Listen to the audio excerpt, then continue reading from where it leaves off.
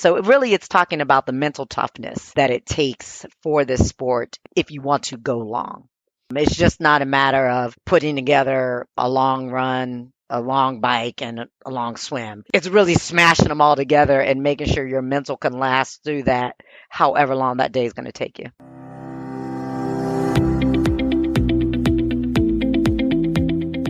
Welcome to Running is Cheaper Than Therapy podcast. I am your host, Dr. Weta L. Brown. I inspire and promote movement. I explain how running adds to life from a mental wholeness aspect, how obstacles can be overcome in life to make it to your finish line. Welcome to Running is Cheaper Than Therapy, episode 87. Today I have a very special guest, although all my guests are special.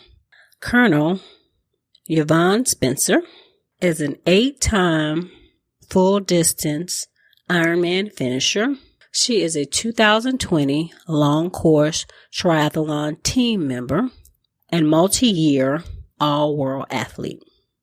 In addition to the numerous triathlon finishes in all distances, she's an avid runner and has completed 16 marathons, has qualified for Boston, completed the Boston Marathon in 2021. She's been coaching since 2017. She's had a 28-year career in the military. She's served in various leadership positions and has commanded organizations ranging from 300 to 1,200 personnel. Despite living in 5 countries and relocating 14 times, triathlons have been a constant in her life. It has been a key to her resilience and work-life balance. In 2015, Yvonne translated her leadership talents and built a supportive and empowering network of women called Fast Chix. It is a national women's triathlon group, primarily women of color, that strives to remove barriers by empowering and educating women in the sport of triathlon. It provides a safe environment and support of athletes of all levels. It includes annual race meetups, clinics, panels, monthly challenges. It has nearly 1,200 online members.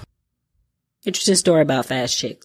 I completed Augusta 70.3 in 2018. And Donna, who's also a member of Fast Chix, invited me to their meetup. She told me, you should come to the Fast Chix meetup prior to the race. And I thought, I'm not fast. She was like, girl, it's not about being fast. And it's really not. It's a supportive environment for all women who want to pursue endurance multi-sport racing. Yvonne's story has been featured in multiple platforms: Triathlon Magazine, Run Tri Bike Magazine, Mid-Strike Magazine. She's received numerous awards: 2020 Outspoken Woman Triathlon Social Media Impact Award, 2021 USAT Women's Committee Diversity and Inclusion Award. She was recently appointed to the USAT Board of Directors. She serves in the U.S. Air Force and currently resides in Arlington, Virginia. Please welcome Colonel Yvonne Spencer to the show. Thanks for joining me today. Well, thank you for having me. So let's start. What made you start participating in endurance sports? Oh, my goodness. It probably started after I graduated from the Air Force Academy. Okay. And I no longer had to run. I got to run. So it was more of a choice and something that I started to enjoy. And so really the endurance part of my life started with running my first marathon in 1997. Yeah, so a minute ago. And from then on, it just grew as my circle of friends expanded and they were doing different things. I decided to give it a try, and here I am. Okay. So you didn't like running in the Air Force? Oh my gosh. No, I did not like running. And every year we had an annual fitness test that we had to take, and we had to run a mile and a half for a time in order to pass the annual fitness assessment. And then I also played women's rugby. Oh, did you really? I did, and there was a lot of running with that, and I pretty much complained the entire time I was running. I just did not like it, even though I was able to run in the beautiful mountains and trails of Colorado. I just did not like it because I had to do it. Hmm. I had to do it to stay in shape, to maintain my weight, and etc. But once I didn't have to, and I was able to do it because I wanted to, it definitely changed my perspective. So how did you go from just running for enjoyment to a marathon? Like how was that progression? It started on a training run that I was doing. I think I was going to go out for maybe, I don't know, 3 miles. And I linked up with well, he became a good friend of mine, but I linked up with a friend and he's like, hey, how far are you running? I said, "Oh, about 3 miles." He's like, oh, why don't you run the perimeter? And this is when I was stationed at Langley Air Force Base in Hampton, Virginia. And so the perimeter went all the way around the airfield. And he asked me to join him on that run. And by the time I finished that run, he had convinced me to train for the Marine Corps Marathon. From that one run? From That that three one mile run. run? Well, you've been on runs. You've been on runs where it's run talk, right? Yeah. And it's supposed to stay on the run, and you get to know folks, and you're chatting, and they have you believing in yourself before you believe in yourself. And I agreed to give it a try. And since I'm a woman of my word, when I said I was going to do something, I said I was going to do it. And he and I set forth. We laid out a training plan. We scheduled out our long training runs together, and we did it. We did it. We did it together. It rained the entire time, but it was my first marathon, so I just soaked it all in.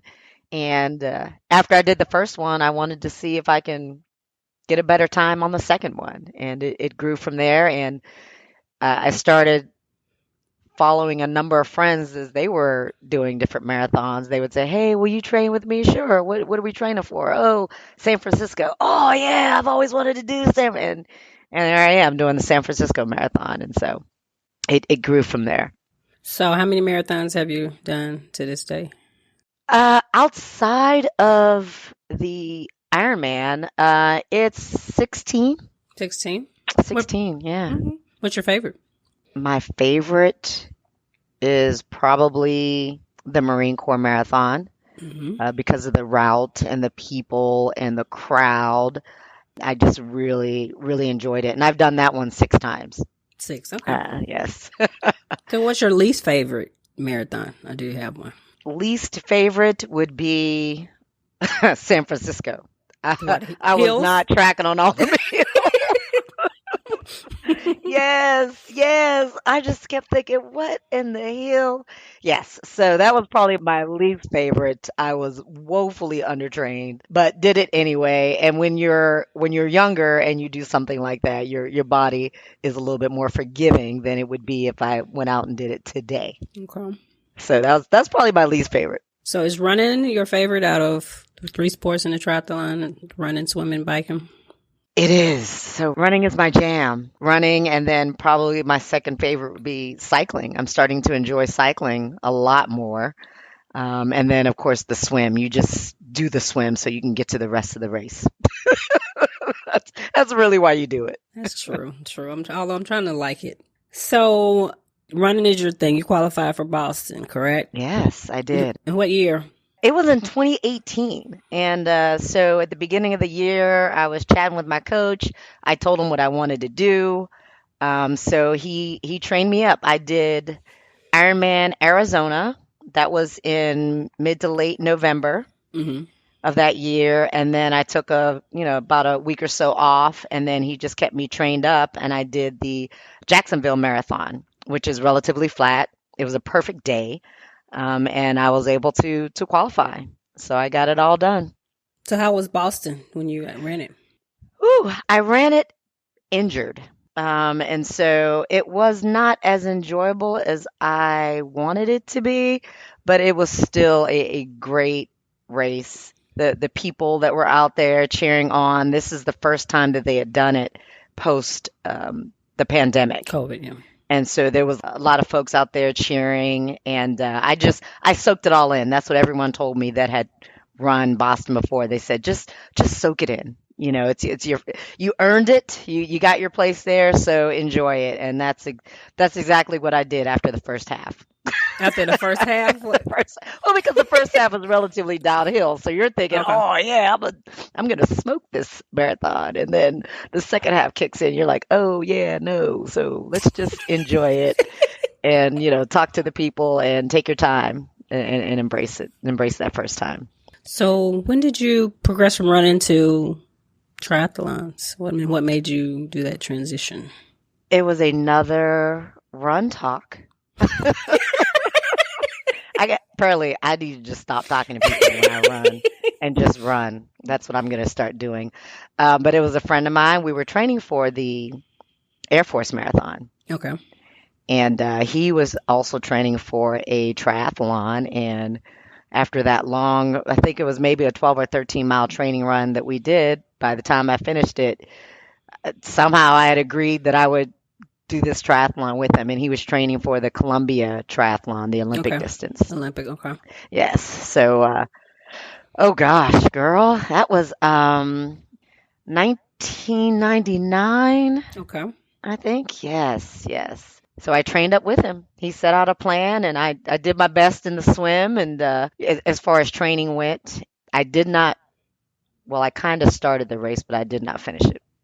Go ahead. Panic. In the swim? In the water, in the swim. Yes. I had done open water swims in the ocean. I was physically prepared for it, but mentally I was not prepared for the excitement of the race, the people around you, the mush and the muck that you felt in the water. And so all those things just fell upon me in that moment, and I couldn't get it together. I'm not as experienced as I am now, and I couldn't get it together. Mm-hmm. I did not finish that one, but I quickly signed up for another, and I was able to finish that one, and that got the party started.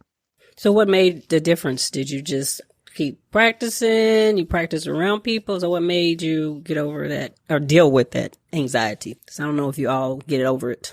I started smaller. So the first one I planned to do was an Olympic.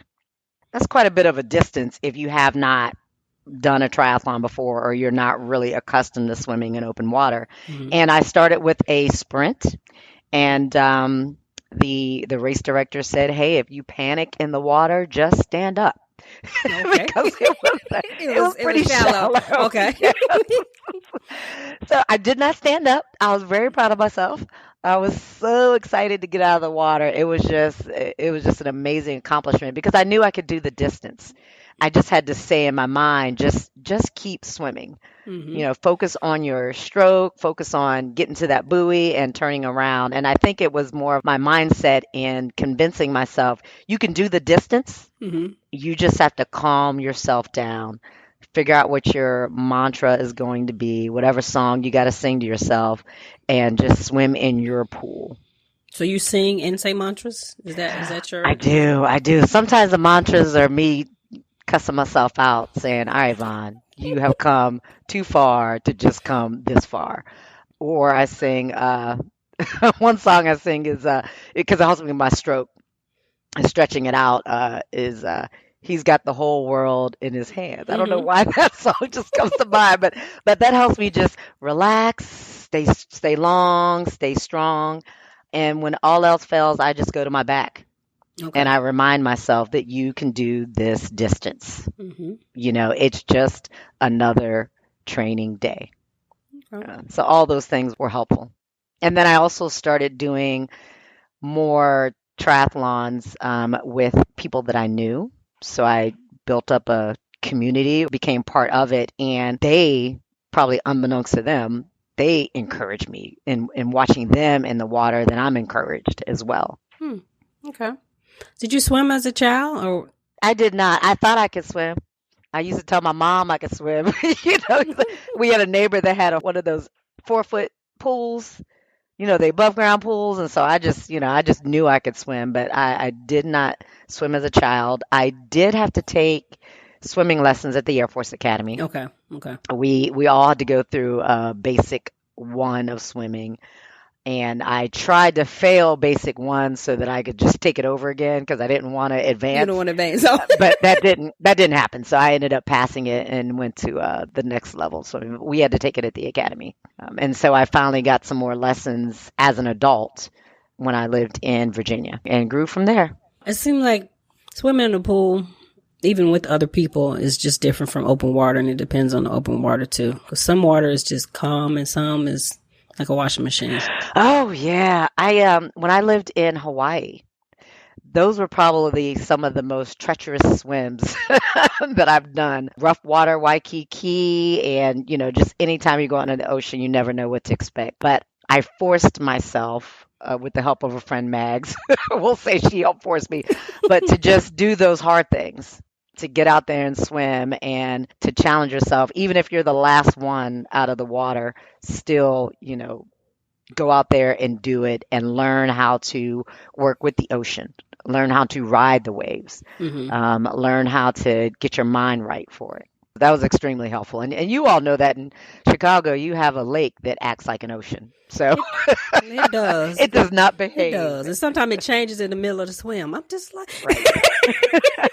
Exactly. Exactly. So what do you find the most joyful aspects of racing?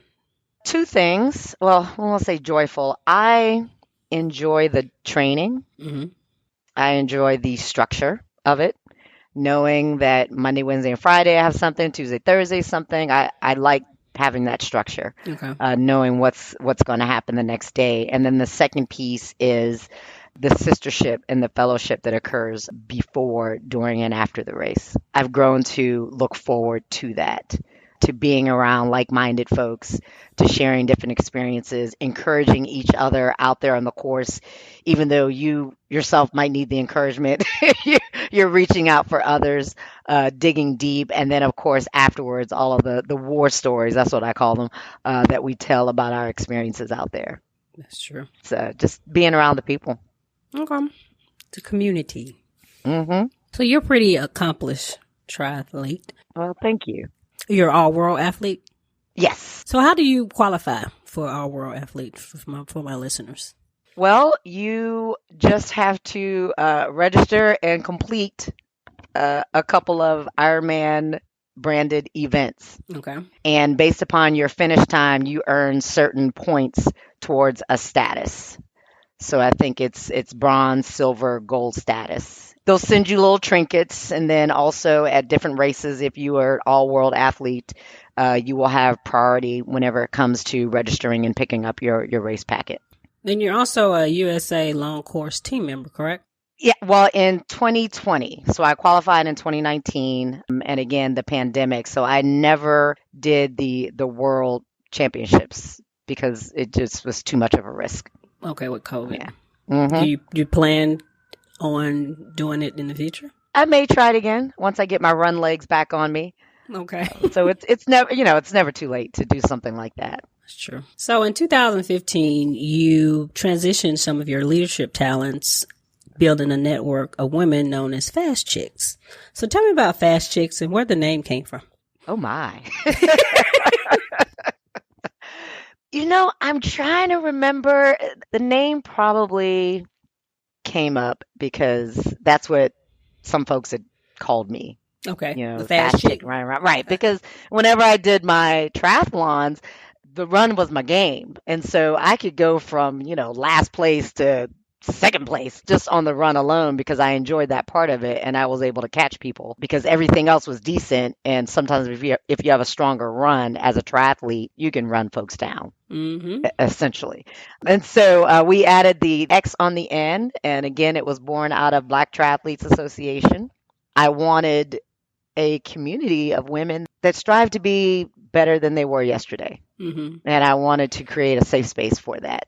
Whereas you can have discussions about wanting to get faster or wanting to learn something different and not come off as condescending, perhaps to some others that are just getting started. Mm-hmm. But at the same time, you embrace those that are getting started because you remember what it's like. Mm-hmm. You remember, not wanting to ask the question because you felt like it was a dumb question or you coined yourself as a newbie. And so I just wanted to create this space for women. And that's where Fast Chix was born out of. And so it started probably less than 100 folks in 2015, Facebook group, and it grew over the years.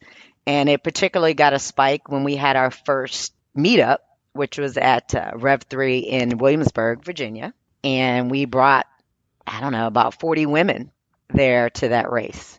The following years, we had a goal of really changing the face of the races that we went to. Mm-hmm. Because whenever we would go to these races, let's just be blunt, there weren't a lot of black women out there, Nope.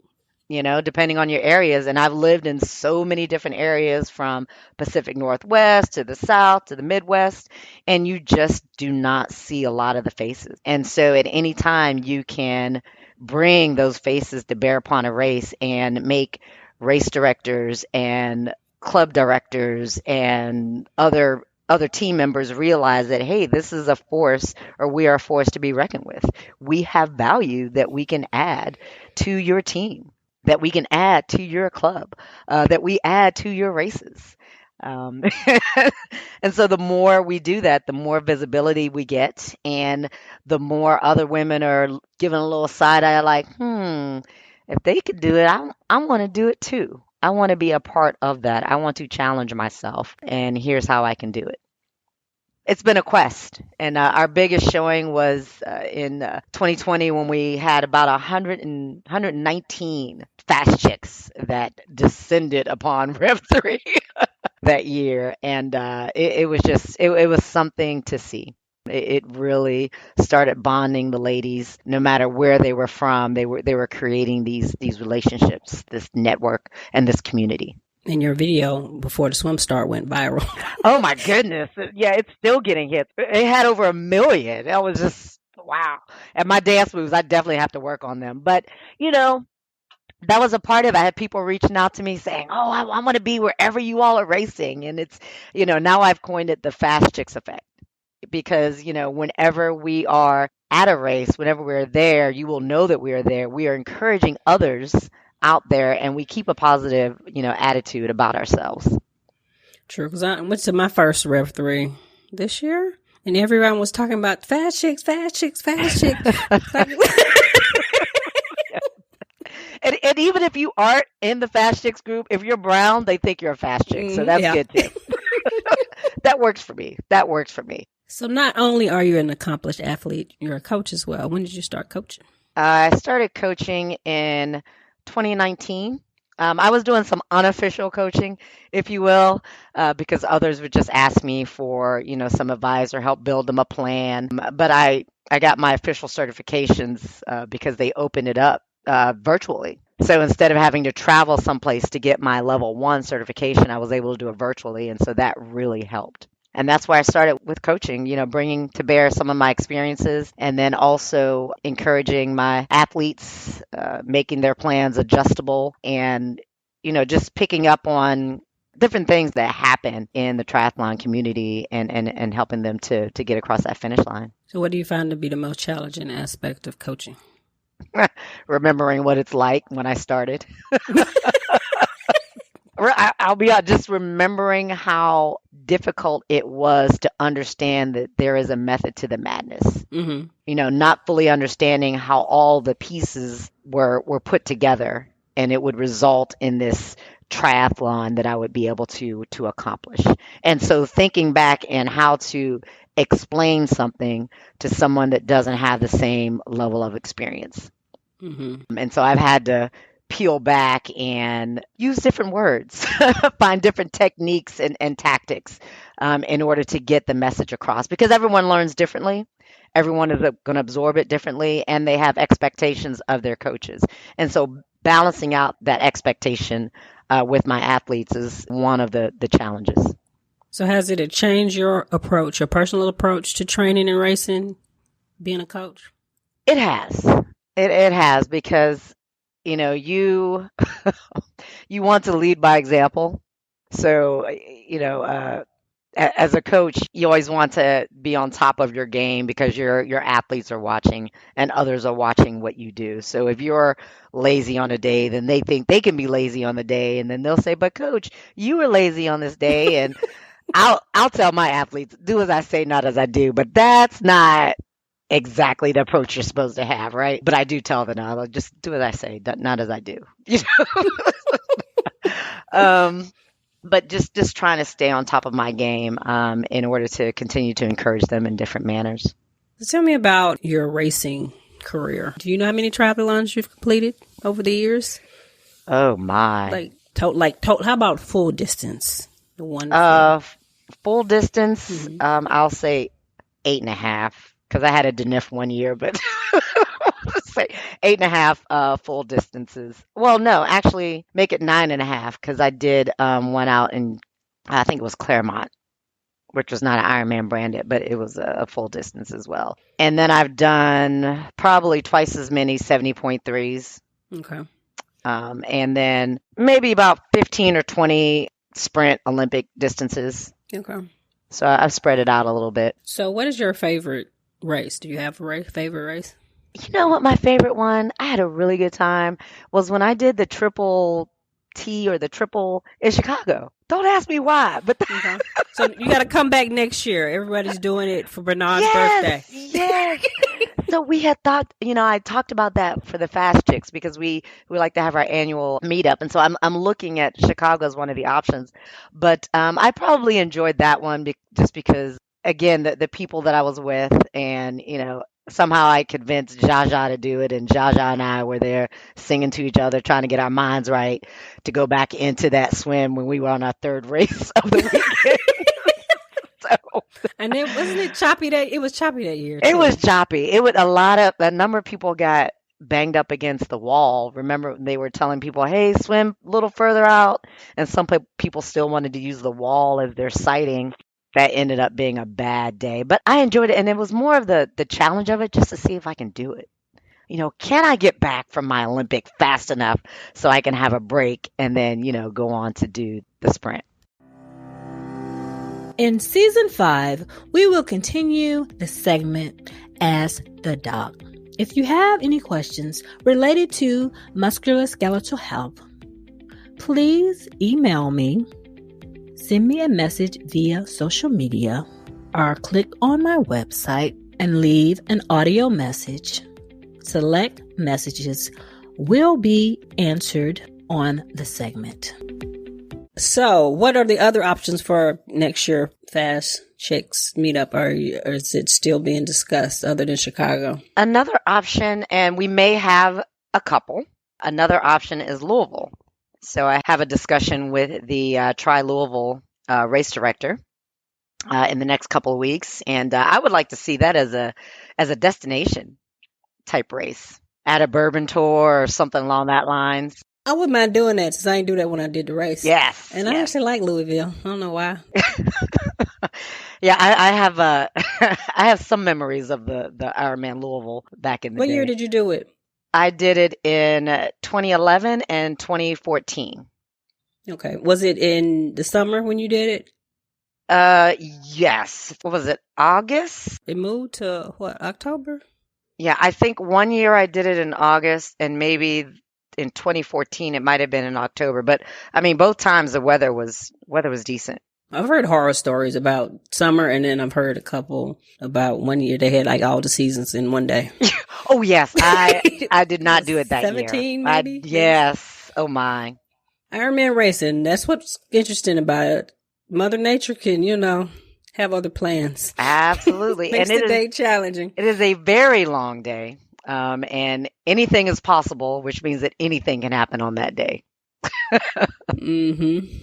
So what do you think is the biggest barrier in getting women of color into triathlons, would you say? Probably exposure, Mm-hmm. particularly with the swimming and then the lies we tell ourselves. Like, well, I can't do it. Why I and- can't do it. Nowadays we have so many options when it comes to our hair that That's true. We didn't have back in the day. we did not. We did not, right? And so when women are like, oh, well, this and that, I'm like, but we have so many options. You can do sew-ins, you can do wigs, you can do locks, you name it, you can You do cut it it. off. Or you can cut it off, and just go with the flow. So those are the types of things. And, the exposure and the access, having access to lessons in pools in the area, particularly during the pandemic when a lot of these pools were closing down. And a lot of the swim coaches weren't able to do their lessons. So it's getting access to that piece of it. I see a number of us out there cycling, a number of us out there running. It's just the swim piece and the logistics of it. And then exposure. Some don't know what a triathlon is. So that was, one of the goals with Fast Chix is, hey, if you want to be on a relay, we'll take you on a relay and you can see what this triathlon multi-sport world is all about. And if it's something that you want to do. So, what's on your bucket list as far as racing and as far as Fast Chicks coaching? Right now, we're doing year number 2 of our Fast Chix training in Paradise. So looking forward to that. This past year, there were 19 of us. We went out to Costa Rica, spent 3 days of training, 1 day of excursions. We got in a couple of open water swims, some bike rides, some runs. We had aid stations. We had a bike mechanic. And in the afternoon, we had adult beverages and a pool. So it was great. It was an all-inclusive. We definitely bonded, had some great discussions about triathlon. We did some yoga. 2023, we are headed to Dominican Republic to try something different. And it will be the same type of setup with the open water swims. We had support out there. We had buoys. We had the kayaks. The cycling will have a shorter ride and a longer ride.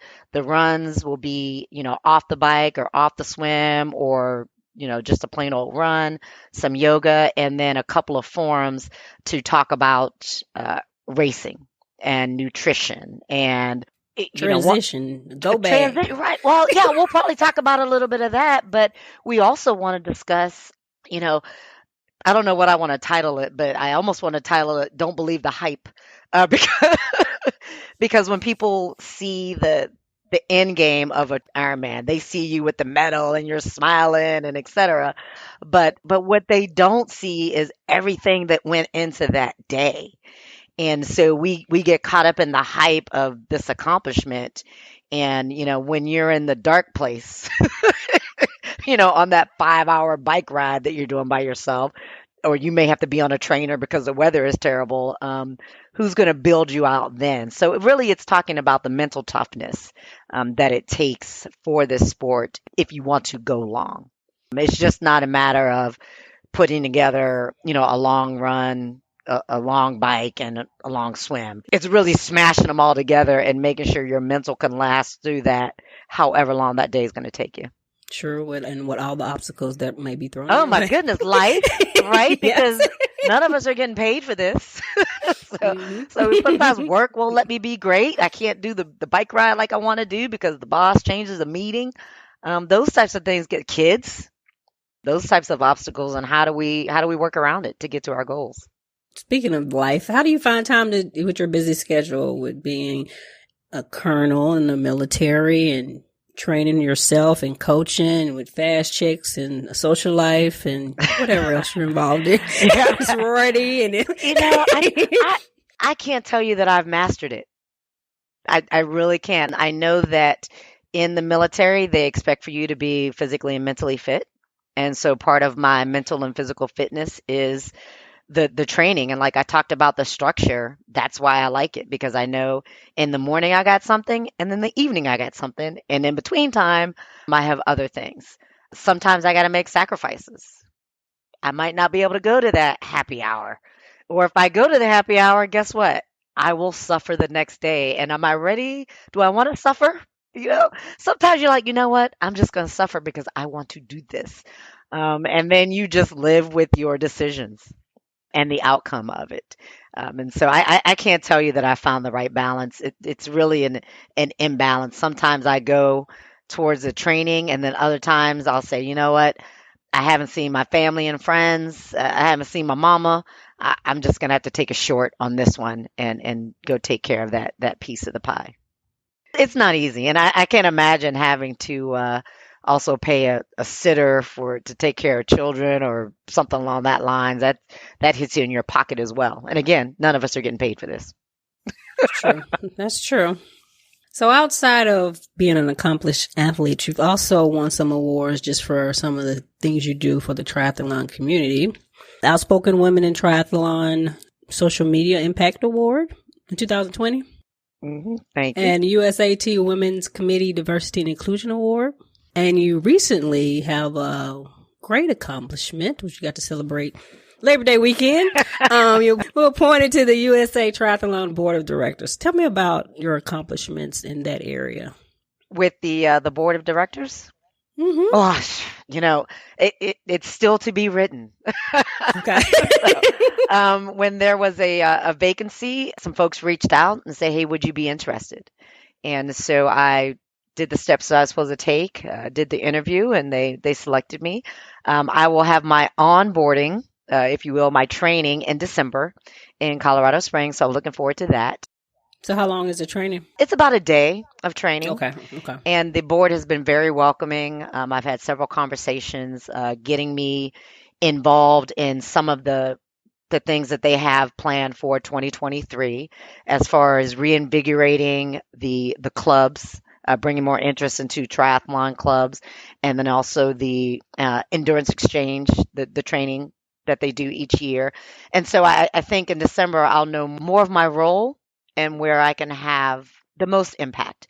I'm just excited to have the opportunity to have an impact at this level, and then to also share with them at the board what is really happening down here in the trenches. And forgive my use of the military terms. You're saying this, USAT, and this is what's happening down here. So maybe something's missing, or Some stuff I think is more PR than actually impactful. yes. And so I want them to match Mm-hmm. Yeah. match the words and the excitement with what's really happening.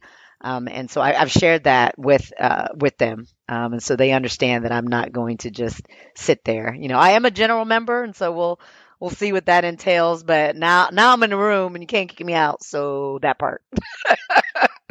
Well, we're proud of you, and we're happy to have you there. Thank you. Speaking up for all of us, trying to make triathlons a more diverse, inclusive community. Yes.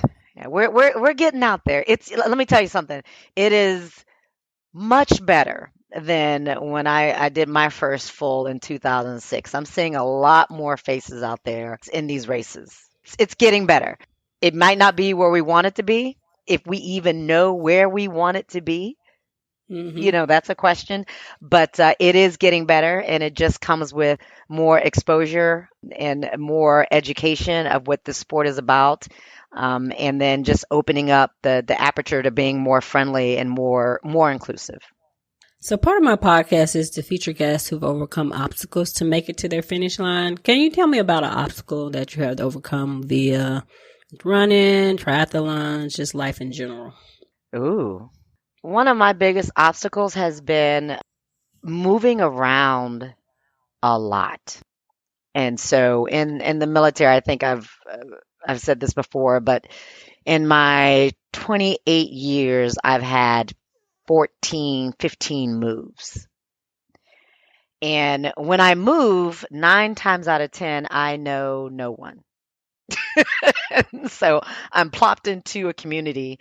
And so my biggest challenge is networking, finding a community, finding a triathlon community, finding a cycling community, you name it, that will accept me, or I make them accept me. I don't know how we frame it, that is welcoming and that will be helpful in my journey. And so one of the first things I do before I move is I'm always Googling, okay, is there a triathlon club near me, cycling club near me?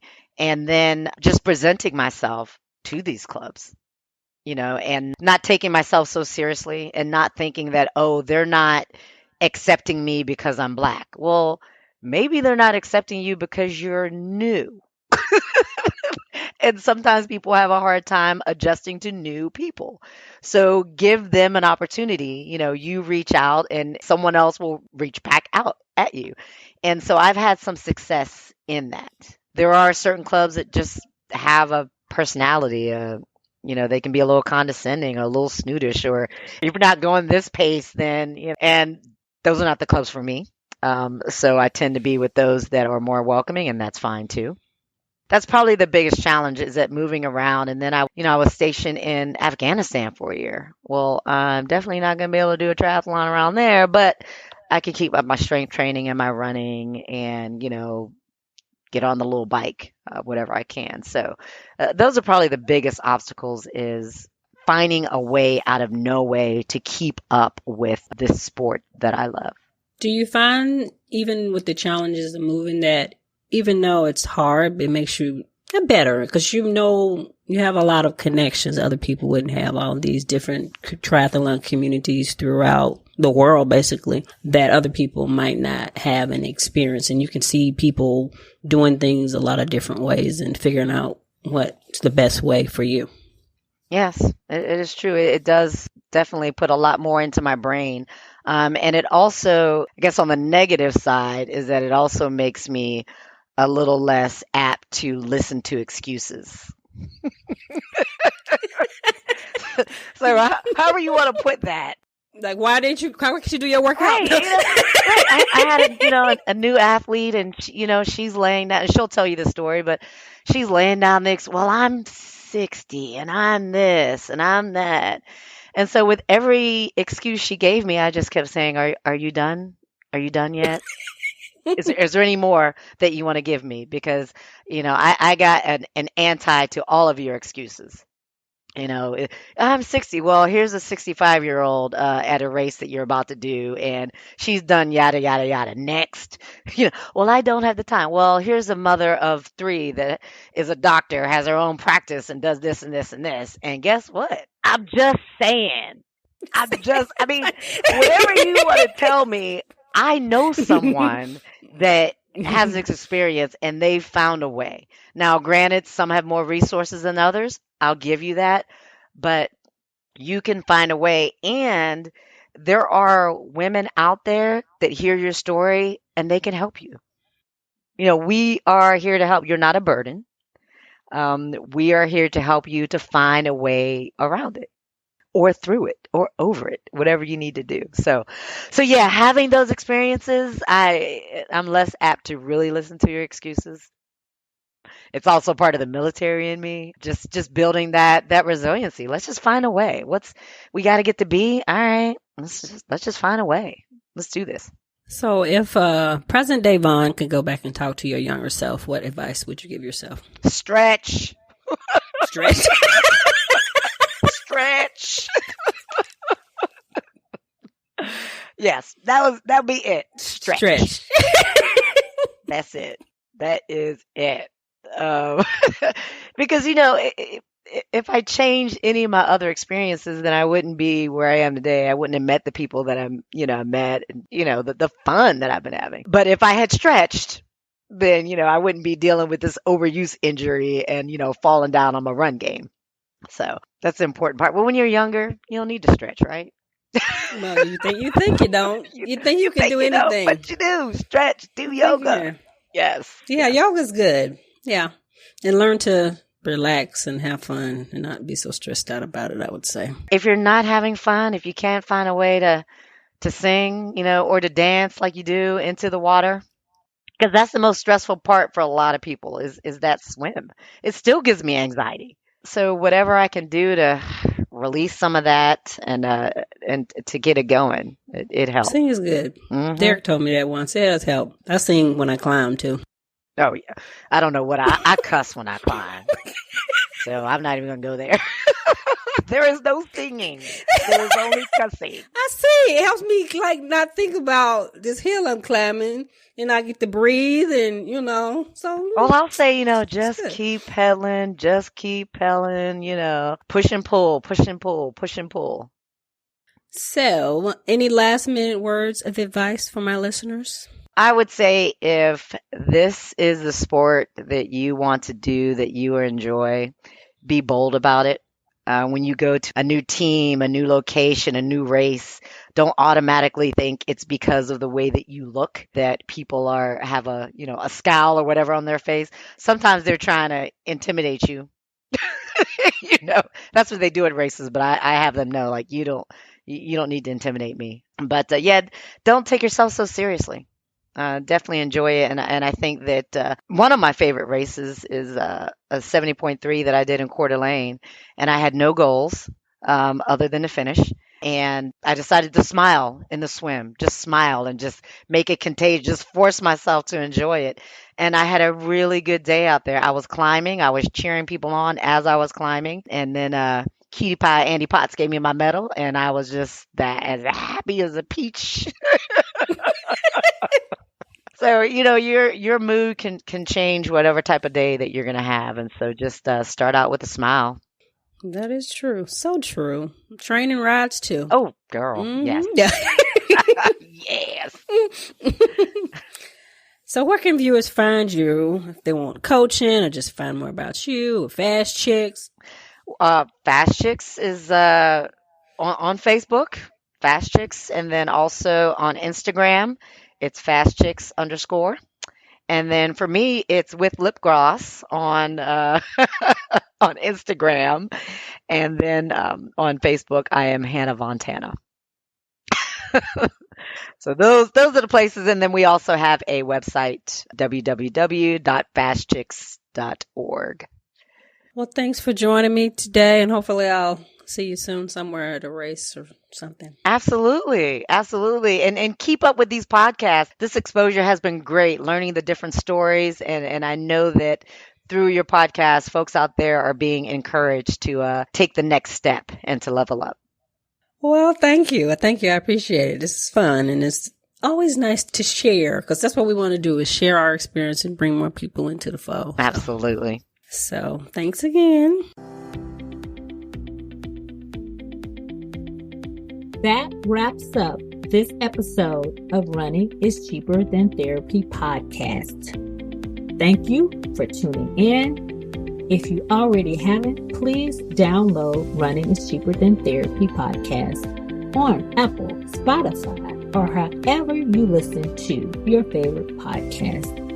If you have any questions, concerns, or possible show topics, please email runningischeaperthan_therapy, OLB, Omaha Love Brown. Again, that's runningischeaperthan_therapy, Omaha Love Brown @gmail.com. I also can be reached via Instagram, Facebook, Twitter, LinkedIn, and YouTube. Handle We Life, We Love. OUI Life, OUI Love.